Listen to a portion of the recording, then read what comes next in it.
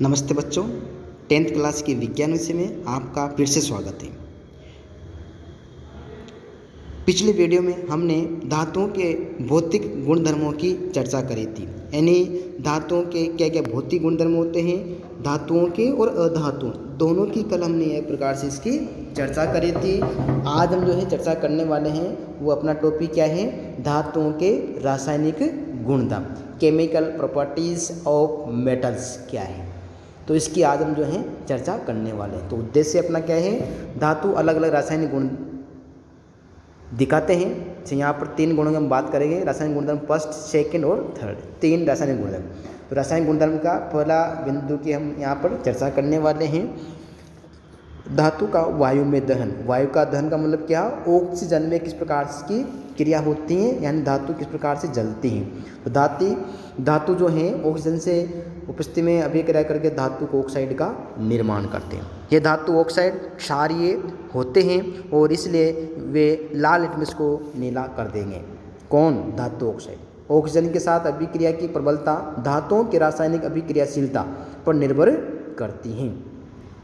रासायनिक अभिक्रियाशीलता अत्यधिक अभिक्रियाशील यानी सामान्य ताप पर जो है ये अधिक होती हैं, कम अभिक्रियाशील जो है गर्म करने पर होती हैं, और अन्य धातु जो है यहाँ पर हम इसके बात करेंगे तो अधिक ताप पर ये जो है अभिक्रियाशीलता को दर्शाती है। उदाहरण के माध्यम से समझते हैं, सोडियम की अभिक्रिया ऑक्सीजन से करवाते हैं, ऑक्सीजन यानी यहाँ पर O2 जो है, तो यहाँ पर सोडियम हाइड्रोक्साइड का निर्माण होता है Na2O का, यानी क्षारीय पदार्थ बनता है यानी सामान्य ताप पर। पोटेशियम की अभिक्रिया कराएंगे किससे, ऑक्सीजन से, तो यहाँ पर पोटेशियम ऑक्साइड का निर्माण होता है, पोटेशियम ऑक्साइड। तो ये भी सामान्य ताप पर, तो ऑक्सीजन की उपस्थिति में अभिक्रिया संपन्न होती है उस दौरान। पोटेशियम और सोडियम जो है एक प्रकार से इनको यानी पोटेशियम और सोडियम इतने अभिक्रियाशील हैं कि वे सामान्य ताप पर भी वायु में मौजूद ऑक्सीजन के साथ तेजी से अभिक्रिया करते हैं और ये जो है ज्वलनशील यानी एक प्रकार से आग पकड़ लेते हैं और जल जाते हैं। इसलिए इन्हें सुरक्षित रखने के लिए तथा आकस्मिक आग को रोकने के लिए केरोसिन तेल में डुबो कर रखा जाता है। धातु ऑक्सीजन से अभिक्रिया करके धातु ऑक्साइड ज़्यादातर जल में अघुलनशील होते हैं। कौन, धातु ऑक्साइड। लेकिन धातु के कुछ ऑक्साइड जल में घुल जाते हैं और उन्हें क्षार के रूप में जाना जाता है। सोडियम ऑक्साइड की हम बात करें, जल से भी क्रिया करते हैं यानी एक प्रकार घुलनशील है, तो यहाँ पर सोडियम हाइड्रोक्साइड और सोडियम हाइड्रोक्साइड एक क्षार है यानी ये OH होता है। मैग्नीशियम धातु सामान्य ताप पर ऑक्सीजन के साथ अभिक्रिया नहीं करता है। तो मैग्नीशियम है गर्म करने पर ऑक्सीजन की उपस्थिति में वायु में तीव्र जो है प्रकाश साथ जलते हैं श्वेत प्रकाश के साथ, और यहाँ पर मैग्नीशियम ऑक्साइड यानी क्षारीय ऑक्साइड का निर्माण होता है। तो मैग्नीशियम ऑक्साइड एक श्वेत चूर्ण है, तो गर्म करने पर ही ये प्रकार से यहाँ पर जो है इसका निर्माण होता है। सोडियम और पोटेशियम की तुलना में कम अभिक्रियाशील है। सोडियम पोटेशियम की तुलना में क्या है, कम क्रियाशील है। मैग्नीशियम ऑक्साइड जल से अभिक्रिया करते हैं और विलेन का निर्माण करते हैं। विलेन कैसा होता है, क्षारीय होता है। एल्यूमिनियम की अभिक्रिया करेंगे वायु यानी ऑक्सीजन से, गर्म करने पर एल्यूमिनियम ऑक्साइड बनता है। तो हम जानते हैं कि धातु ऑक्साइड की प्रकृति क्षारीय होती है। धातु ऑक्साइड की प्रकृति कैसे होती है, क्षारीय होती हैं। तो एल्यूमिनियम ऑक्साइड है, जिंक ऑक्साइड है, जिंक की अभिक्रिया। कुछ धातु ऑक्साइड अम्ल तथा क्षारीय दोनों प्रकार के व्यवहार को दर्शाती हैं। ऐसे धातु ऑक्साइड अम्ल तथा क्षारक दोनों से अभिक्रिया करके लवण तथा जल प्रदान करने हैं, और जब प्रदान करते हैं तो उभयधर्मी ऑक्साइड एम्फोटेरिक ऑक्साइड कहलाते हैं। तो धातु ऑक्साइड के साथ अब यहाँ पर से कॉपर और आयरन है, अत्यधिक ताप पर वायु में नहीं जलते हैं, इनको जलाने के लिए अधिक ताप के साथ। ऑक्सीजन के साथ कॉपर की अभिक्रिया आयरन की तुलना में कम आसानी से होती है। चांदी और सोने की हम यहाँ पर चर्चा करते हैं। उच्च तापमान पर जो है ये ऑक्सीजन के साथ अभिक्रिया करते हैं, इसलिए वे इनसे भी कम अभिक्रियाशील हैं। आगे हम इसके दूसरे रासायनिक गुणधर्म की चर्चा करेंगे। तो पहले फर्स्ट रासायनिक गुणधर्म की बात करें, दूसरा जल के साथ धातुओं की अभिक्रिया। तो पहले हमने यहाँ पर किसकी बात करी थी, वायु। दूसरा जल के साथ धातु जल से अभिक्रिया करके धातु को ऑक्साइड का निर्माण करते हैं और साथ में हाइड्रोजन गैस उसमें निकलती हैं। तो धातु ऑक्साइड जल से घुलनशील होते हैं और यहाँ पर धातु हाइड्रोक्साइड का निर्माण होता है। लेकिन सभी धातु जल के साथ अभिक्रिया नहीं करते। धातु जल से अभिक्रिया करके धातु ऑक्साइड और हाइड्रोजन का निर्माण होता है। उनकी अभिक्रिया की तीव्रता उस धातु की क्रियाशीलता पर यानी अभिक्रियाशीलता पर निर्भर करती है। धातु की अभिक्रियाशीलता, कुछ धातु जो हैं ठंडे पानी के साथ अभिक्रिया करते हैं, कुछ धातु गर्म पानी के साथ अभिक्रिया करते हैं और कुछ धातुएं भाप के साथ अभिक्रिया करती हैं। जबकि कुछ भाप के साथ भी अभिक्रिया नहीं करते धातुएं, यानी कुछ धातु ऐसी होती हैं जो भाप के साथ भी अभिक्रिया नहीं। फर्स्ट यहाँ पर धातु जल से अभिक्रिया करती हैं और यहाँ पर जो है धातु जो है हाइड्रोक्साइड का निर्माण और साथ में हाइड्रोजन गैस इसमें निकलती है।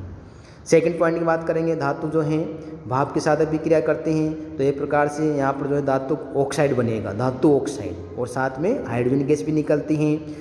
तो धातु की हमने यहाँ पर बात करी है, इसे पोटेशियम और सोडियम की बात कर रहे हैं। तो दोनों जल से अभिक्रिया करते हैं, सोडियम हाइड्रोक्साइड का निर्माण होता है यहाँ पर, सोडियम पोटेशियम जो हैं, और साथ में गैस में निकलते हैं। इनके तेज ऊष्माक्षेपी होते हैं, इनसे उत्सर्जित हाइड्रोजन तत्काल प्रज्वलित हो जाते हैं। कैल्शियम की अभिक्रिया जल से कराते हैं तो अभिक्रिया थोड़ी धीमी गति से होते हैं और कैल्शियम हाइड्रोक्साइड बनता है। ये उत्सर्जित ऊष्मा हाइड्रोजन को प्रज्वलित होने के लिए पर्याप्त नहीं होती है।